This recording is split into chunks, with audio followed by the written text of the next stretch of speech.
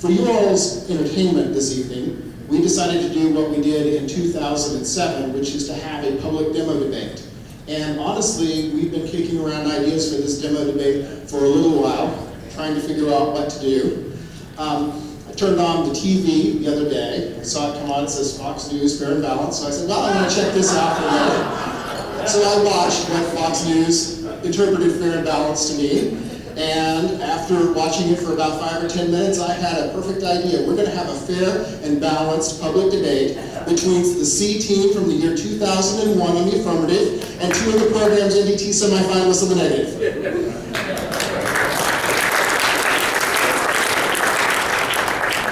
And we're going to talk about wine. So at this point, I want to go ahead and invite up the debaters. We'll start with the team on the affirmative. Jared Kinder. Jared debated for us for 4 years, graduated in the year 2011. He is now in law school at the University of Arkansas down in Fayetteville. Jared debated his last year with Joel Reed. Joel debated 1 more year. Joel actually qualified as the 13th to the NDT in 2012, but these two debated together in 2011. And so they're going to be on the affirmative, arguing that, resolve, that wine is at the root of all, or nearly all, problems. Defending the concept of wine, we're going to have Martin Osborn, NDT and CETA semifinalist and top speaker, both from 2008.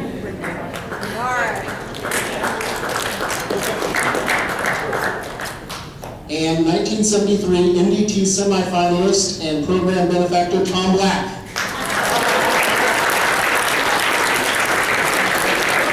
Everyone has it right now, a thing or two about wine. So without further ado, I'm going to go ahead and hand off the phone to the first, who's the first affirmative? And hand it off to Jared Kinder. Here we go.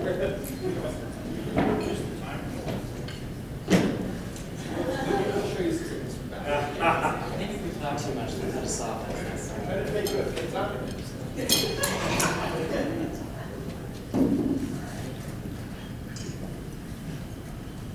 Well, I guess I'd first like to thank Dr. Stanton, Ms. Dudash, and Eric Morris, 3 of my favorite professors. Also, Mrs. Walters. You all were great influences on me at Missouri State. I'd also like to thank the Smarts for joining us tonight. 2 former Arkansas law grads. It's great to see you here in the positions you hold now. You know, Wu Fig Sue Me. I'd like to see you guys here. Alright, so we're all here for one reason, to celebrate this great program that we've all come to love and respect. And I think it's great that everyone's come out tonight. And I'd also like to thank Dr. Morris for being my coach, my mentor, my friend, and for bringing us all together. So on to tonight's debate. The topic: wine is the root of all evil or all problems. What? You look around, you don't believe me? Well, I asked the audience to take a look around the room after that wine tasting and answer my question. Still not convinced? Well, Joel and I hope we can shed some light on that issue. Observation 1, inherency. Wine sales are at the highest point in history, and sales continue to skyrocket despite this global recession. The IRI states, amidst the global recession, with the gloomy report after another gloomy report, have shot through the roof. But wine sales are continuing to go even higher. Table wine sold at the U.S. food and drug stores increased 6.4%, and champagne 39.5%. The data reverses a series of steady and bad news delivered in previous reporting periods. Now you folks might be asking yourselves, what is the big deal? I enjoy the occasional glass of red every night, but what you fail to realize, with every glass of wine you drink, you are contributing to the destruction of American society. The American Institute of Medicine and Sciences estimates that each year alcoholism costs society anywhere from $40 to $60 billion. This is due from lost production, health and Medicare costs, motor vehicle accidents, violent crime, social programs, and all the responses to alcoholism. Thus, Joel and I stand resolved that white is the root of all problems in the following context. The United States federal government should substantially increase restrictions on domestic wine production. Observation 2, the grapes of wrath. This thing is not working. Observation 2, the grapes of wrath. Wine dates back a millennia. The earliest known production of wine occurred in Georgia around 7000 BC. Now, this is roughly around the same year that Spike won the NGT for the first time. Since that time, wine has been the root of all problems. Whether it is Reuben tumbling down Stanton's staircase last night, the decline of the Roman Empire, the 2008 financial meltdown, wine has always been there, looming ominously in the background. In 2007, the oldest winery in the world was discovered in a cave in southern Armenia. This breakthrough case was that greatly expanded our understanding of what can only be described as the pure evil of wine. In addition to the world's oldest winery, archaeologists also unearthed the world's oldest shoe. This tells us that wine is responsible for not only the drunken missteps of world leaders, but the most missteps that are taken at all. We have on good authority that Adolf Hitler, Kim Jong-il, Pol Pot, Laura Bush, and Mussolini all happen to be wear shoes. Also that guy who stole $400,000 from the Missouri bookstore. He's obviously pairing with the greatest travesty of all, Ozzy or Martin Osborn's crop collection. That brings us to the third observation, bottle rockets. Of course, we're telling the production of U.S. wine will stop society's biggest problem, that being terrorism. Now, it might seem like a stretch, but we plan to be solving for it. Not a domestic terrorist like my opponent Martin Osborn. We are talking international terrorism, much similar to that of the CIA accused former debater Michael Carney of when he checked out all those books researching nuclear proliferation. Wine terrorism, you ask? Well, it's a stretch, but we have a win. Time magazine writes. Too much wine, it is known, can cause violent behavior, but few have gone as far as the grape growers of France's, I'll have to ask Tom's help in pronouncing this, blank region. Hurting from overproduction and cheap imports, a small group of local wine growers resorted to wine terrorism. On July 26th, police arrested a vineyard farmer from a region for production of possession of illegal explosives. He also admitted, police say, to authoring the failed bombings last year at the site of the Tour de France. Claiming responsibility, a clandestine group known as the CRAV, or Regional Committee of Viticulture Action, have stated CRAV members or independent sympathizers have repeatedly carried out bombings and other acts of vandalism. Did any of you actually know this existed? In mid-July, CRAV logos were discovered spray-painted at Narbonne Agriculture Collective, whose vandalized vats had drained nearly 132,000 gallons of wine. And this is an estimated loss for the France economy of $450,000. They also sent a video to the newly elected president demanding assistance to the region's grape growers, or else blood will flow to the streets of Paris.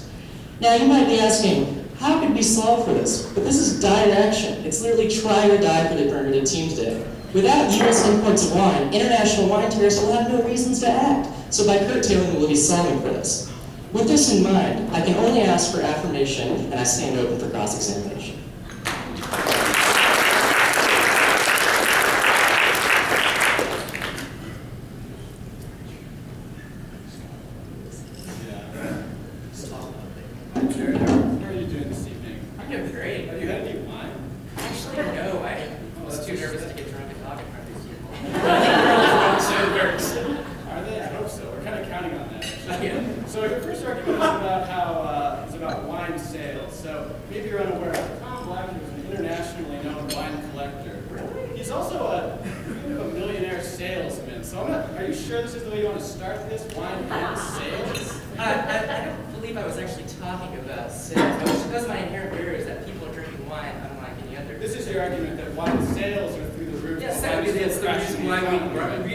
Why we need to take action now, why it is so important.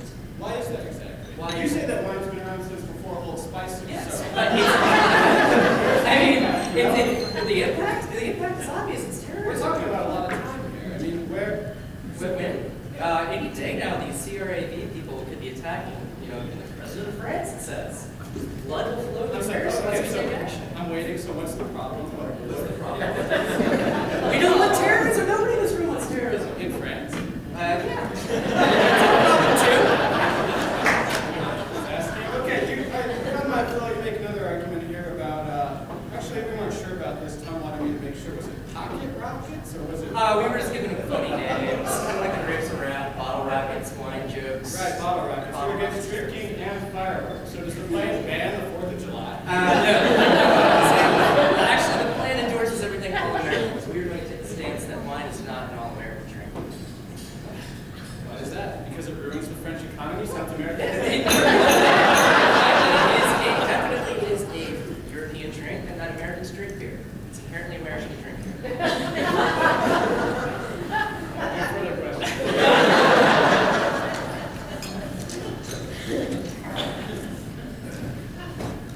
good. It was good. See why you got top speaker. Nah. Well, whenever I talk about wine, I always the negative in today's debate. We'd like to, how's that go, Jim? We'd like to argue that the problems aren't inherent, significant. They have workability issues. There's dangers and disadvantages, and of course, the plan will never solve the problem, right? So we'd like to talk first. Whenever I think about wine, though, really, I think about some of the benefits in my own personal life. I remember I picked up an older woman on the highway in New Mexico one time when I was married.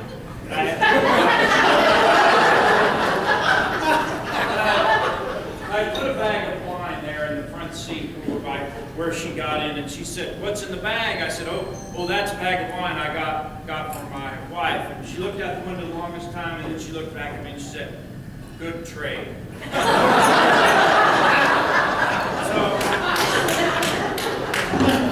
So, in my own personal life, I've seen a lot of benefits from wine, but we were trying to think, and basically we agree with everything that the affirmative said. However, what they said really is insignificant in comparison to the advantages of wine. And we just like to submit there are 4 advantages to leaving wine in the lives of all Americans. One is it prevents you from being lost. Plato said, no, Plato didn't say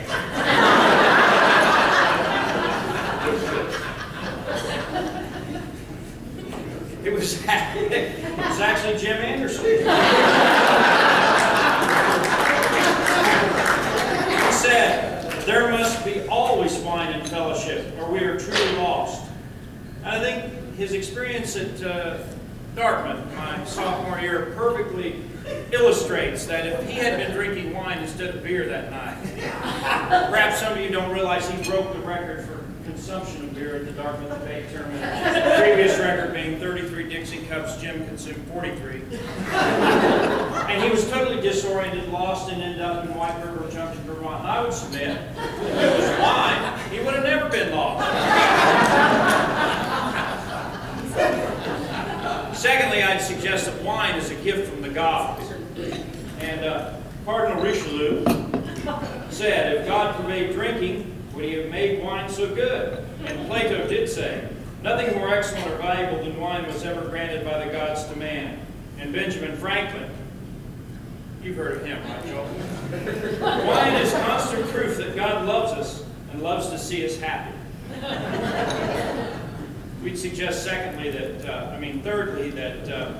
that wine improves our culture and our lifestyle. Ralph Waldo Emerson said, "A man will be eloquent if you give him good wine." And it makes sense to me that they drank no wine based on that first affirmative.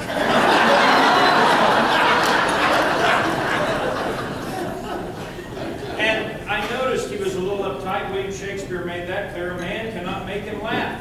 That's no marvel, he drinks no wine." And of course, Pliny the Elder said, "In vino et veritas." In wine there is truth. And we found none in the first And perhaps Robert Mondavi said it best. He said, "Wine has been a part of civilized man for some 7,000 years. It is the only beverage that feeds the body, soul, and spirit of man, and at the same time stimulates the mind." And finally, we would suggest that wine is a universal healer. And we turn to the jury judging Bordeaux wines submitted under the 1855 classification of the World's Fair of Paris. They said the wines of Bordeaux give tone to the stomach while leaving the mouth fresh and hand clear. More than one invalid, abandoned by the doctors, has been seen to drink to the good old wine of Bordeaux and return to health. And Alexander Fleming said, "If penicillin can cure those who are ill, surely wine can bring the dead back to life." And my grandfather, a famous Irishman, said, "Anything that can't be healed with wine or butter can't be healed." And finally, An old Italian man I met sitting on the street in New York said, "One barrel of wine can work more miracles than a church full of saints." I would say to you that 90% of the money I've made in my life I spent on wine, women, and song. I basically wasted the other 10%.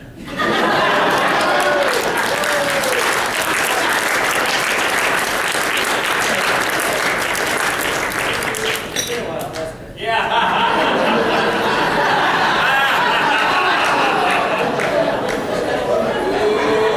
I'm going to get to ask a question. All right. So, okay. So we've been emailing back and forth talking about potential topics, and I noticed on the email tag at the bottom it said the name of your business, Bank Sourcing. That sounds a little familiar to an organization we're all been hearing about in the news, Bain Capital. Now, my question for you, I'm wondering, since because of this, can we see your tax returns for the past 2 years? Of course. I think it's your little right to know, right? It assumes I filed. Nothing. All right. Well, while we're on the topic, can we see your long-term birth certificate? Anyways, is this you will be responsible? Yes, I am. It's a book. The author is Tom Black. This is your reasons for business success. All right, I'm going to read from here. This is about how America sandbox. Right now, we find ourselves frustrated as Americans. I've been frustrated 3 times in my life as an American. 4 minutes.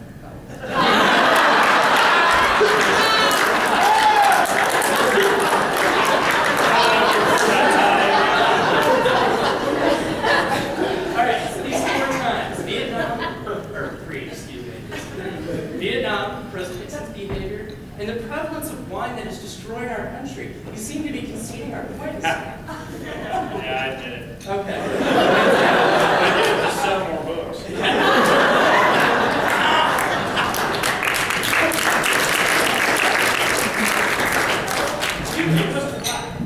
you have any further evidence you wanted to offer anybody? You gotta get it yourself.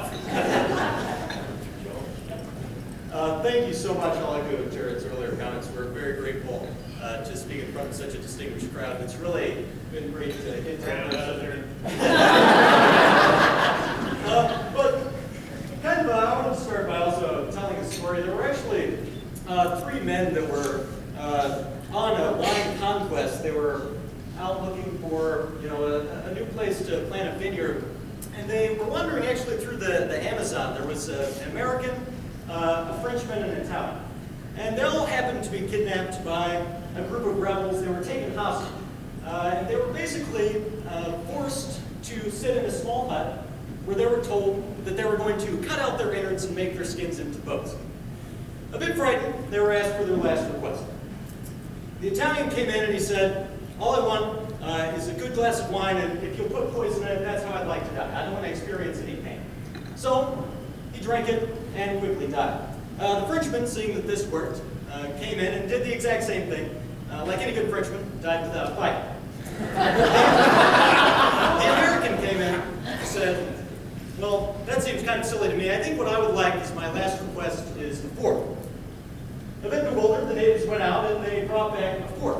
When they returned, the American began stabbing himself all over his body with it. When asked what he was doing, he said, "Well, so much for your boats, huh?" See, the American had some. But much like the natives' new boats, the negative team has some serious holes in their strategy. We're going to talk about a couple of those holes, and the most important one is that we suspect that, knowing these fine gentlemen, they would come up here and tell you all about the wonderful benefits of wine. Oh, wine is great. It does all sorts of things. We think this is largely irrelevant. The question of this resolution is about whether or not wine is the root of all problems. The shoe example from the one I see is a pretty humorous way of pointing this out. The question is, can we trace the problem back to wine? If we can trace it back to wine or something like shoes, then I think that we've done our job as the affirmative. Sure, there are plenty of benefits to wine. Wine does great things. I've had several glasses of wine tonight. But the point isn't whether wine is good or bad. The question is only whether or not it is the root of all problems.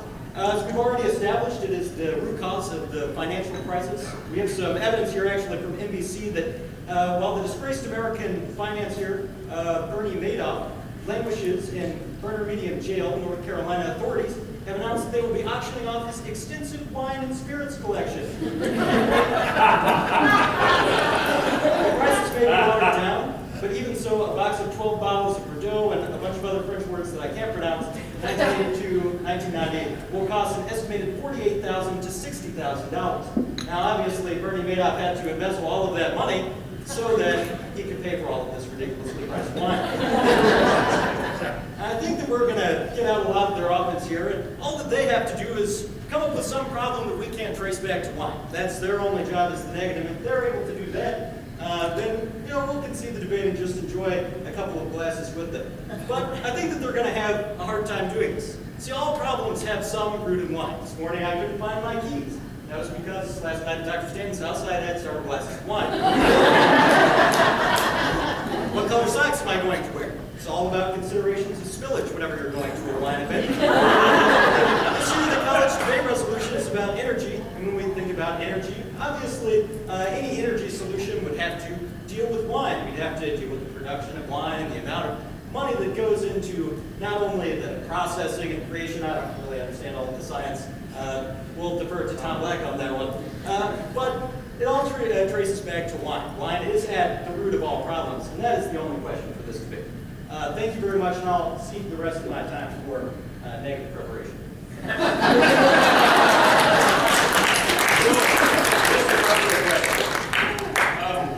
As an outsider, how do you feel about the human race? I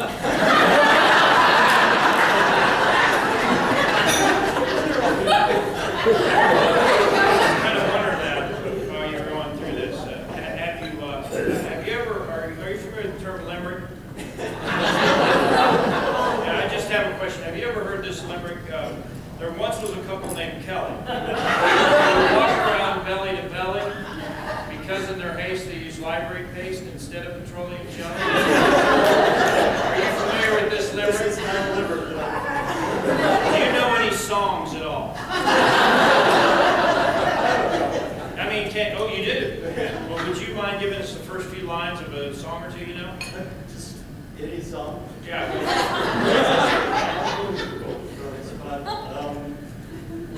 Trying to think of the... Okay, Joel, that's all right. You can lie to me, I know. I'm easy. But let me ask you another question. Did you realize that tonight we were celebrating the legacy of Missouri State debate? And yeah, and part of that legacy are limericks and songs and tradition.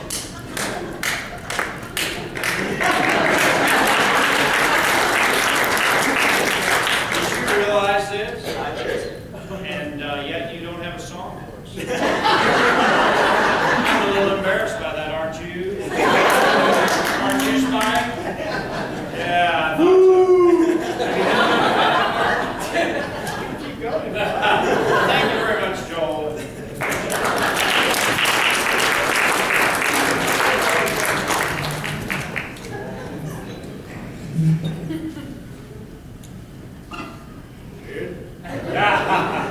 Sure is. He wants up to stand. It is a pleasure to debate here. It's great to speak in front of all of you and see debaters from Missouri State history. It's truly a pleasure for me. I drove in today. I couldn't wait to get here.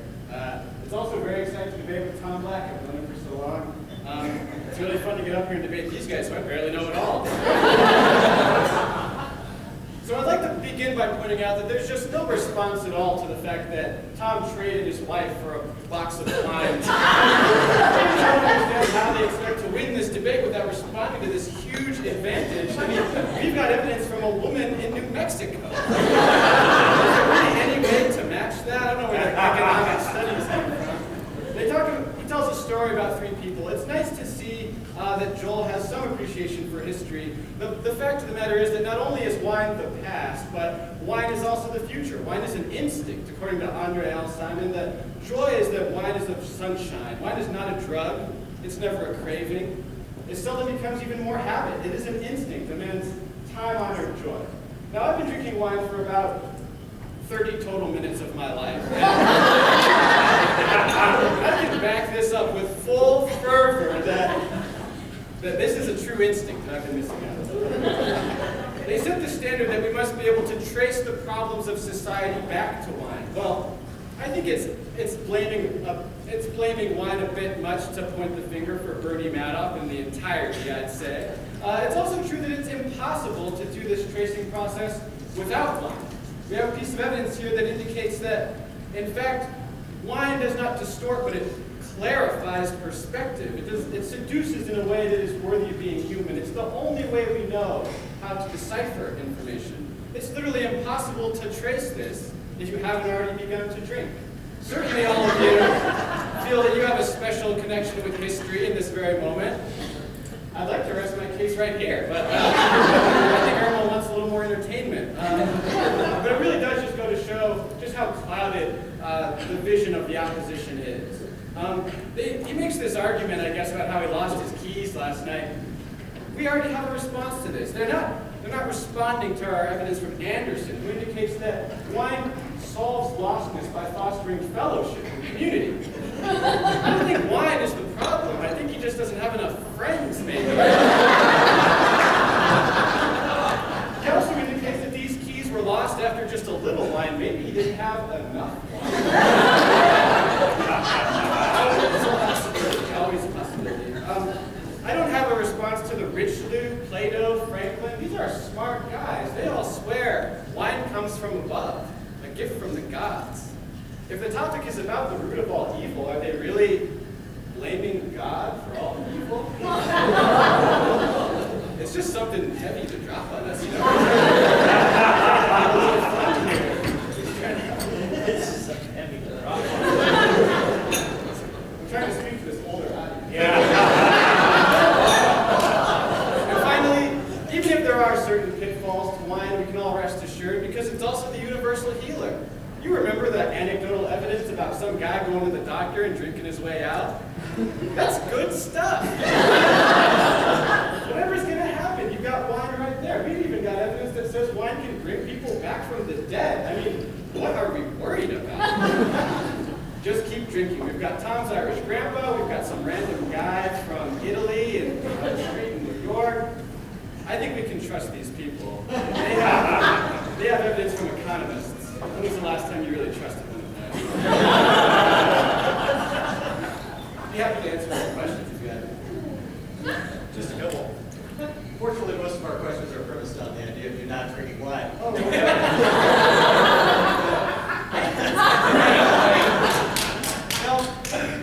Now, you're one of the obviously most successful debaters, not just in Missouri State, but the last 10 years, top speaker of both seated in the NDT. That's a pretty big accomplishment. And we were wondering just how many tournaments you were able to win during the course of your tenure at Missouri State. I would remember better if I hadn't just taken that drink. What was the question? So we brought these trophies here, and we thought it was, a little uncomfortable if you hadn't maybe won any tournaments as an undergraduate, despite being the top speaker and seated in the NDT. Maybe we should put this. You can't see them. That's what's trophies. People are tournament. You all won tournaments. What tournaments did you win? The Emporia Junior Varsity Tournament. Yeah. Thank you. Which tournament did you win, Joel? We got against Emporia. So you won the Missouri State tournament. Sounds like that. Mark, you did that first or last? That's all the questions that we have. Your only question is to point out that I had an awesome debate. I knew it was stacked.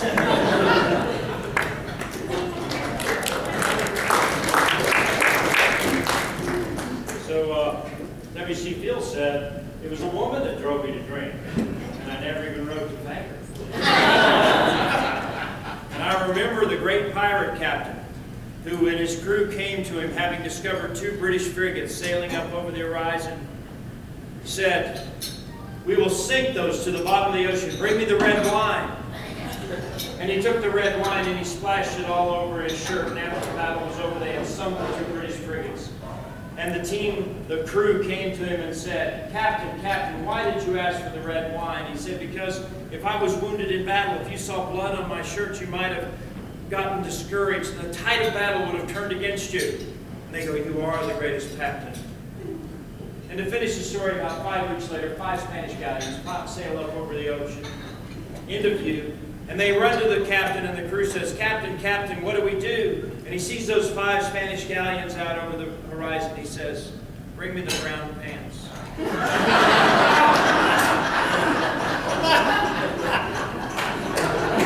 But don't let that take away from the beginning of the story about the red wine.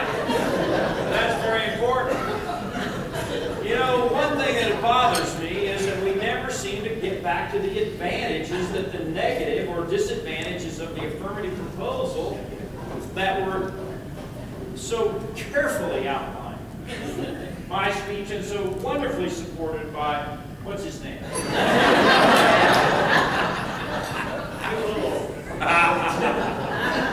Leave the wine up here? No, you took it with you. Okay, so anyway, my point is, I think we need a response to the fact that God has given us wine. I think we need a response to the fact that wine is a cultural advantage and brings out the best in men. Certainly eloquence in speaking, not displayed by the negative team. And I think that we need a response to the idea that wine keeps you from getting lost. Jim looks a little dazed now. He has been drinking wine, but you know, unless we can get a response, we're going to wonder where will Jim be in another hour?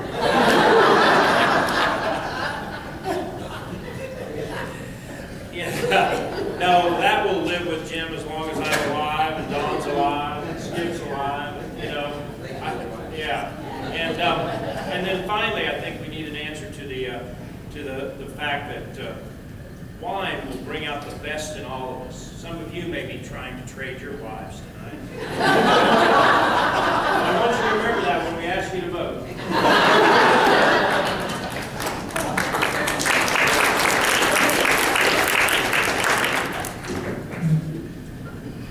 All right, Mr. Black wants a response. Mr. Black. He pretty much hasn't provided a legitimate argument for us to respond to. He's simply been pulling up quotes off of Tom Black's quote of the day. It exists, he loves quotes. But these kids, we have quotes too. Fran Lebowitz once said, "Great people talk about ideas, average people talk about things, and small people talk about wine." Let's talk a little bit more about wine. The negative team has failed to grasp the essence of the 1AC. It is not our goal to completely rid the world of wine.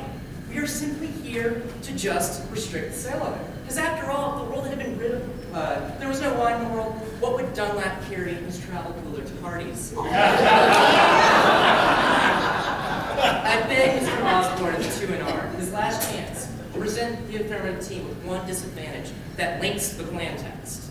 At this point in the debate, there is absolutely no logical reason you would not vote affirmative. We have shown that wine literally links to almost every evil in the world. I'm almost certain if you asked Todd Aiken what led to that political plan, he was too busy before the interview drinking the blood of Christ.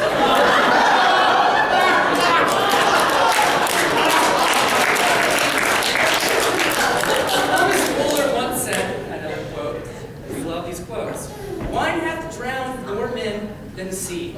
Todd Aiken is the prime example of this. I haven't convinced you yet to vote affirmative. I will go with Joel and I's ad hominem attacks because, let's face it, there's not really any clash in this debate. Why won't Tom provide us with his tax returns? We all is Martin Osborn an American citizen? I demand the birth certificate and I demand it now. Mr. Black claims in his book to be a patriotic American who believes in free enterprise. Does a true American really become a connoisseur of the national drink of socialistic Europe? I mean, come on.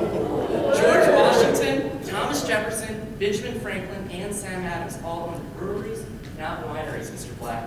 They signed the Declaration of Independence after having a couple cold ones, not the latest vintage out of Napa Valley. Point being, real Americans drink beer. They don't drink wine. Another clear reason to vote affirmative. I'll close with yet another quote, because Mr. Black loves these. Because hell, it's an uphill battle to win at wine's a bad thing. I find something to fill my speech with. It's a William Shakespeare quote. You've already quoted him. Thou invisible spirit of mine, if thou hast no name to be known by, let us call thee the devil.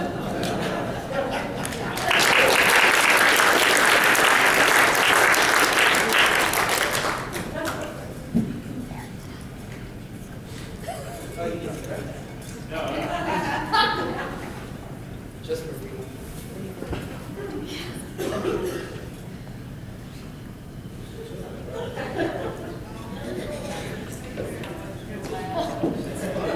Saves clothes up there. I've been told by Tom Black that this is totally irrelevant to the arguments, but that I'll have fun with it.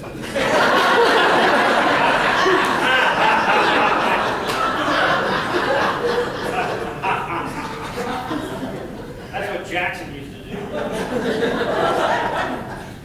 Looks like it served him well. It says here, George Bernard Shaw was many things, but he gave us a great thought for the holidays. A mind the caliber of mine cannot derive its nutrient from cows. I must have wine. Pretty fun.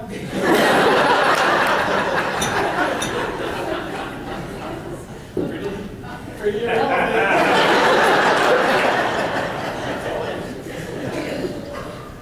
We can skip all the big picture reasons why we're obviously crushing this debate, that the affirmative team is calling God evil, that the affirmative team is implying that all of American culture should be reversed and based on beer. They've just conceded too much evidence from experts throughout history that imply that wine is barely even a human creation, but something sent down from the heavens.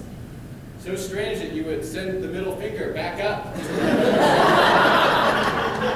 They accuse us of being small people obsessed with talking about wine when you're the ones that brought it up. They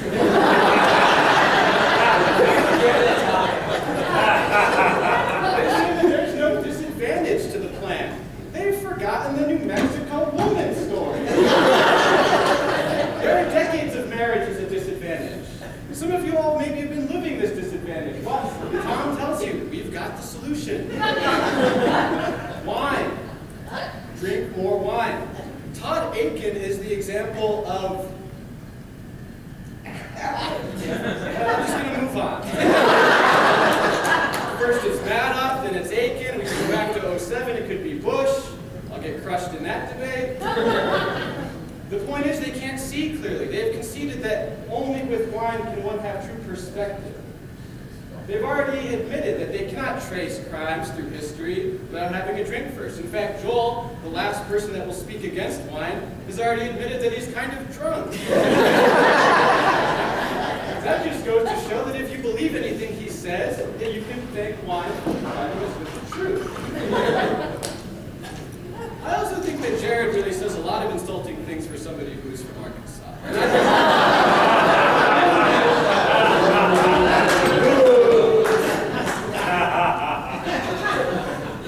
And lastly, maybe I am from America. Maybe I'm just a really fast runner. They say that wine destroys the United States. I just don't think that this is true. I've been drinking now for almost 45 minutes. And I feel more American than ever. And I feel that if you do vote for this team that wants to ban wine, ban fireworks, ban the 4th of July, I don't think you can look at us as the people throwing stones at the American flag. We're not saying that you can't drink beer. This kind of divisive approach, that's what happens if you don't have a little drink every now and then. All you see everywhere is enemies, but as we have already read evidence in favor of, wine is the foundation of fellowship. And I think you all can already feel that we have won this debate. Perhaps you felt that way a few hours ago at the wine tasting.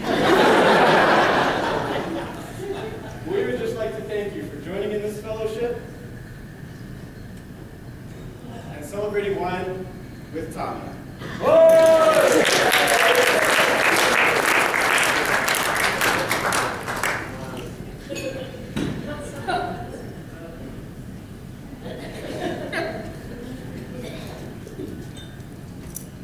This has been a lot of fun, and there have been a lot of jokes. We just want to say how grateful we are to share the stage with these two you guys. It's a real honor. Very storied debate careers here, especially Tom Black, who's helped us become the debaters that we are today, and we're very grateful for that. Brown nose. Something that is not brown nosing is we didn't really want to do this debate. Jared was a little hesitant and had tried to back out several times, but Dr. Morris really wanted us to, and he pushed us to be here. And so on the back of his car, when he goes outside on his Prius, you'll find a Todd Aiken bumper sticker.